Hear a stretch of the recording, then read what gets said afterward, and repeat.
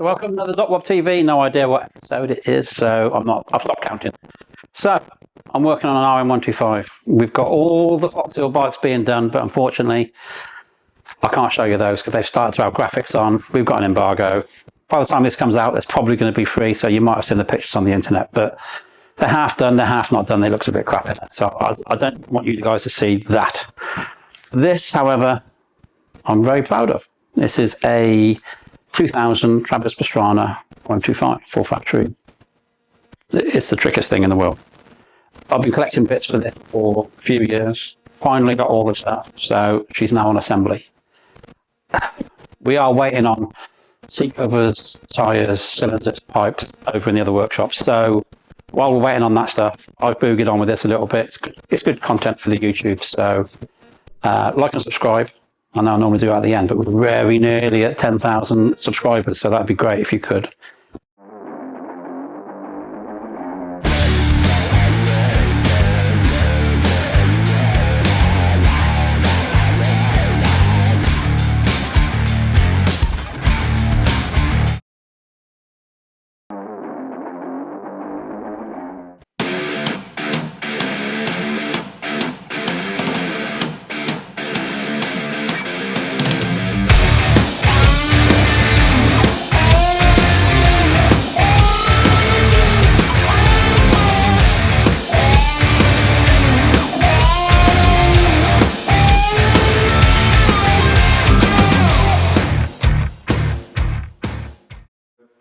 Okay, so clutch, engine internal parts, you can't be cutting corners really, same as pistons. You don't go sanding pistons down, you don't go like gearboxes, you don't take a grinder to them, you just replace the gears, and it's nothing else you can do. It's engine internals. So people who think they can file a clutch basket are mental. Just let me tell you that. There's 12 fingers on that clutch, and they got groove marks in them. If you think you can file every one of those 12 to be exactly the same by hand, you must be a genius. Because if you can't say they're all exactly the same, what will happen, you put your plates in and they'll run on the 2 or the 3 that you filed not so much, and they're going to break because they're designed to run on 12 fingers. You've then reduced that to however many. Also, the clutch plates are going to be given at this. Every time you back off the throttle, every time you're on the throttle, it's just going to smash the clutch to pieces. Major engine problem. Don't file your clutch baskets. There's no grey area. Don't do it. To bodge, it's shit. Don't be doing it. So you need to buy a clutch basket. I'll show you how to fit a clutch basket. These are one of the easier ones. You haven't got to be pushing gears out or all the other stuff. I'll show you how to do it. We run a Hinson because that's what's supposed to be in there. There is a plethora of clutch baskets on the market. Get what you pay for. Hinson are the best. There's other ones which are just anodized aluminium. You take your money and you pay your money, takes your choice. I know what I'm going to do, so there you go. So I'll show you the ins and outs of changing one of these. It isn't hard, but it's quite daunting. So you've got to grind these off. So let me show you how you do that. First thing is get your clutch basket, and you make sure that it comes with that plate. Some of the cheaper ones don't. So if you're having to reuse this plate, you have to drill these rivets off and save the plate. We don't have to reuse it, so I'm going to grind them off. It's faster. It's just a bit messier, but it works a treat. So I'm going to grind off these rivets. I'll show you now. Take it all apart, give it a clean, and I'll show you the reassembly process. So here we are in the fab room, so grinding and all that. I'm not doing that in the good workshop. Safety gear. Always got to wear your safety gear, kids. I always do. That's why these are brand fire new. I used to do grinding mode or squint, but no. My wife will go mental, so there you go. Safety goggles, battery grinder, you can't beat it.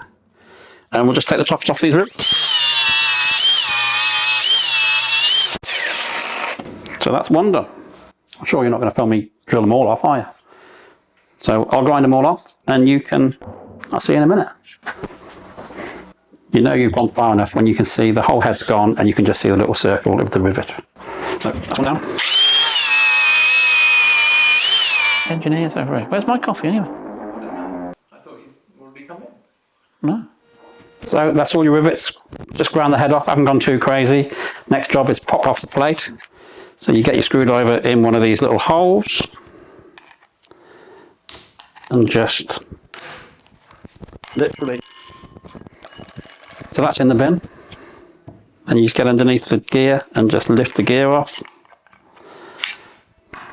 That, unfortunately, is scrap. We used to get complete brand new clutch baskets, take the gears off, take the basket off, throw that away, just to get to these rubbers.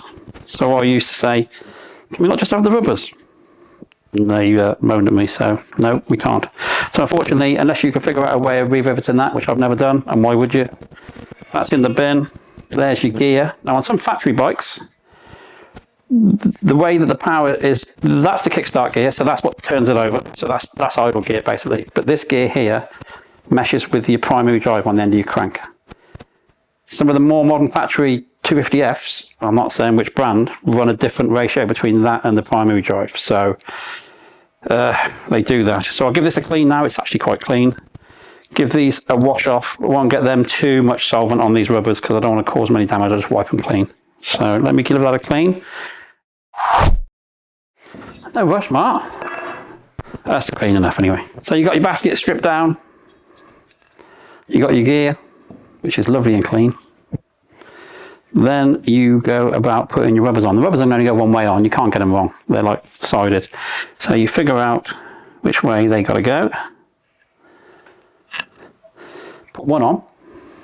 Get your gear. Now this is a slightly press fit here. Now some Yamaha ones, you've got to press this gear on. You've got to put 10 ton of pressure on them, which is a lot of pressure. Kawasaki ones have got a spline, and you've got to heat the basket, shrink the gear in the freezer. It's a ball ache. These are the easiest. So you just line that up with your one rubber.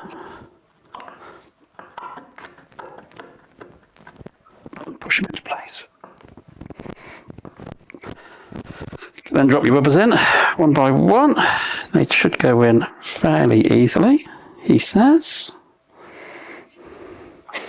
Repetitive as it is. So these rubbers are basically a cush drive, so it's not a direct drive. You have to have a little bit of give to it.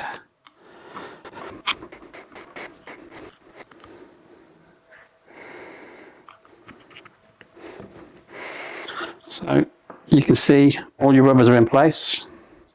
Your gear's in place. I will give that a little love tap. Then Loctite. Loctite, you do not want these bolts backing out, believe me. So a little dribble of Loctite in each hole.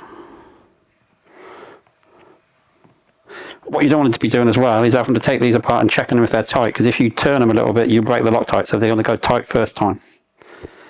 So there's your Loctite. Remove any excess. There's going to be some on the inside, but I'll get rid of that in a minute. Your plate goes that way on with the writing on the outside. Countersunk screws. These used to come with Allen key heads, and there was some weird American thread because they're American made, but now they come with a torque, so you can get a good purchase on them. So put them all in loose-ish before you go around and tighten them all up. I'm sure Danny's going to speed this bit up, hopefully, because it's boring. And then tighten them down as tight as you dare. I'm sure there's a torque setting, but like I say, there'll be a little bit of Loctite on the inside, so just give that a clean up. And there is your clutch basket fitted. Not that big deal, is it? So there you go. Next I'll show you how to bolt them in a bike.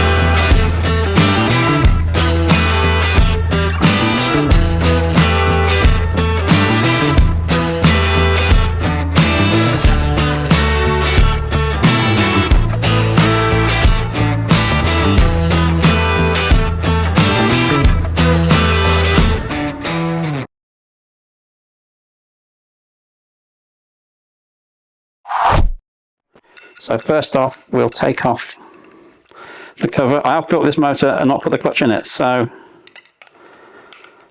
it's unusual. But I'm a sucker for putting it together to see how it looks. You see me using our double end T-bars. Very good. It's my go-to tool for the toolbox, which is the same as a lot of mechanics. Kickstart idle gear, primary drive, everything's in there, built, ready to go. Clutch basket literally drops in, so you're going to engage this gear onto this primary drive and this gear onto the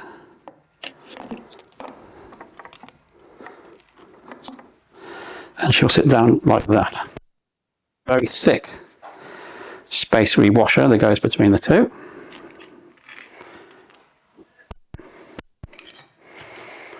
And your new clutch hub with extra oil supply. Internals, don't be putting second-hand stuff inside your engine. If you're going to build it properly. So your clutch tab washer goes, then your clutch hub and nut. Motion Pro clutch holding tool. Yeah, you're on. So we use a digital snap-on torque wrench. You can't, again, you get what you pay for. You know what I mean? They're really expensive. You don't want to be using that. That's a little bit serious. This one is just the right job. Push rod, a little bit of grease in there. A little bit of grease on your thrust bearing. And plates. You can have steel or alley. Difference is steel lasts longer, doesn't contaminate the oil. Alley gives better grip, but will contaminate the oil worse. So a lot of factory teams do a combination of 4 steel and 3 alloy. That they mess about, especially on the early days of the 4-stroke, because the thing used to bog. So you just dump the clutch, so you need a certain amount of slip. So depending on what you're supposed to use, just run what you're supposed to. Just buy a kit and stick it in. You want to start messing with different combinations, that's great. It's a bit time consuming. Your fiber plates, you need to soak in oil for at least 3 or 4 hours, really. I did these yesterday. It's like Blue Peter. So get some of your Synthol oil, put it in a bag, let them drain. You don't want them going in dry. It's just not the way you do things. So start with a fiber plate and then round edge in first on a steel. If I look like I'm doing this back-handed, it's because Danny can't film it. Throw me back. Clutch springs. The harder these are, the better the clutch works. The harder these are, the worse the clutch feels. So it's a compromise, basically. You ever been to the dirt bike show and pulled a clutch and go, oh, they got it really light? Trust me, we took a couple of the springs out for you. So that's a little trick we used to do for the dirt bike show. So you get your springs in. These are long enough where you should be able to start them without any dramas. So now, watching me put these in back to front is going to be fun.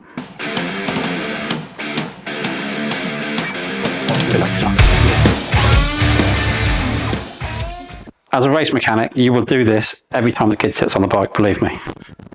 So you'll get pretty quick at it. I once did change the clutch at Redbud. He went out in parade lap, come back in with big eyes, saying the clutch is slipping. And I raced back to the van. Leroy passed me a new clutch. The AMA guy was looking over my shoulder, because the rule is with the AMA, they'll hold the start if you say you know what's wrong and you are fixing it. So I'll tell him I knew what was wrong, I had no clue. So I just ripped the clutch out, burnt it on my fingers, threw a new clutch in it, and it was all right. God knows what. I don't know what's wrong. I don't know. I didn't worry about it too much. So that got done. And old clutches stink. I mean, they smell. And if you ever went to Bercy Supercross back in the day, when they used to have the pits in what was an ice rink underneath the stands, the smell in there as everybody was coming off the track and we were all changing clutches. Oh, it took your breath away. It was disgusting. But I don't think these 4-strokes get through clutches like they used to, like the 2-strokes used to. They've got so much power. Well, these guys were using the clutch to get into the power band. Be left-handed with a T-bar. That's it, clutch in.